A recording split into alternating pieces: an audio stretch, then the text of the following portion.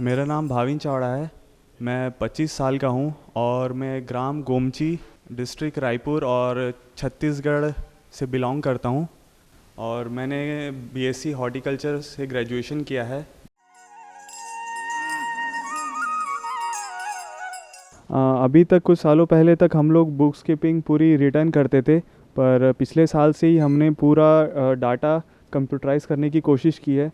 आप जो ये मेरा फार्म यूनिट देख रहे हैं, इस फार्म यूनिट का एकरेज है 20 एकर्स, जिसमें से पूरा 18 एकर्स में टोमेटो की क्रॉप लगी है। एक ही वैरायटी है, करिश्मा।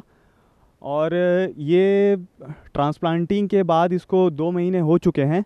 करिश्मा वैरायटी को हमने सेलेक्ट किया है और इसका एडवांटेज ये है सर कि इसका यील्ड पोटेंशियल बहुत अच्छा है। टिपिकली वैरायटी देसी सेगमेंट में आती है, वैसे हाइब्रिड।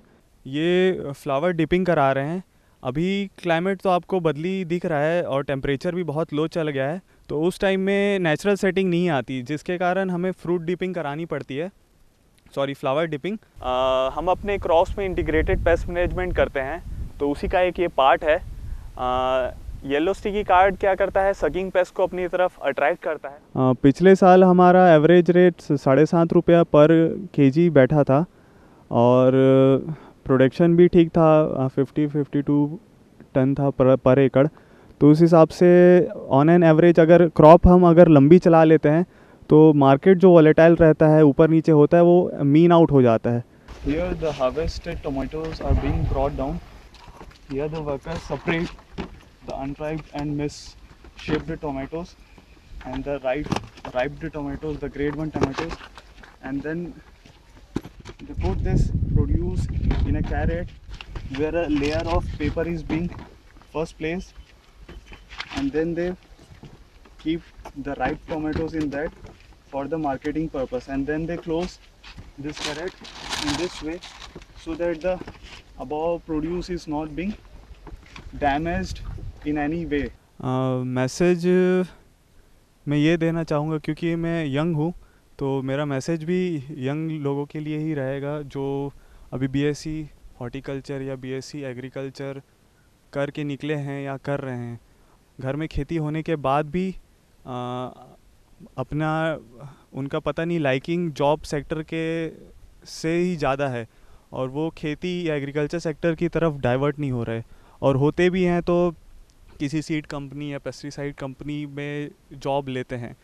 कमर्शियल वेजिटेबल प्रोडक्शन या हॉर्टिकल्चर क्रॉप्स को कमर्शियली करने के लिए कोई ज़्यादा इंटरेस्टेड नहीं है। आने वाले टाइम में क्वालिटी प्रोड्यूस विद प्रोडक्शन चाहिए हमें, तो उसके लिए ज़्यादा से ज़्यादा ग्रेजुएट्स जो बीएससी हॉर्टिकल्चर किए हों वो ऑन फील्ड काम करे। अपना जितना भी भले एरिया हो, आधा एकड़ 2 एकड़, डिफरेंट प्रोजेक्ट्स हैं, गवर्नमेंट सब्सिडी प्रोवाइड करती है। हमारे व्हाट्सएप में अलग अलग ग्रुप हैं, फार्मर ग्रुप्स हैं, जो 12 डिफरेंट फार्मर ग्रुप्स हैं व्हाट्सएप में, उनसे लिंक्ड हूँ। और कुछ ग्रुप तो एमपी के हैं और महाराष्ट्र के हैं, और एक आध ग्रुप में तो ऑल ओवर इंडिया के किसान जुड़े हुए हैं। मैं यूथ को बस यही कहना चाहूँगा कि डाइवर्ट मत हो।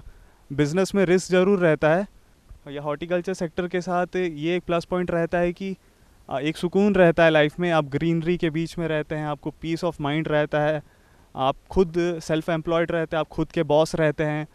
और आगे वाले टाइम में ज़्यादा से ज़्यादा पॉपुलेशन बढ़ रही है और क्वालिटी प्रोड्यूस मांगी। अच्छे क्वालिटी प्रोड्यूस अच्छे क्वांटिटी में करेंगे तो मार्केट आने वाले टाइम में खुलने वाला है। ये इंडिया के यूथ से जो एग्रीकल्चर सेक्टर से जुड़े हुए हैं वो प्लीज़ इसमें इन्वॉल्व हों और देश के लिए या खुद के स्टेट के प्रोग्रेस के लिए काम करें।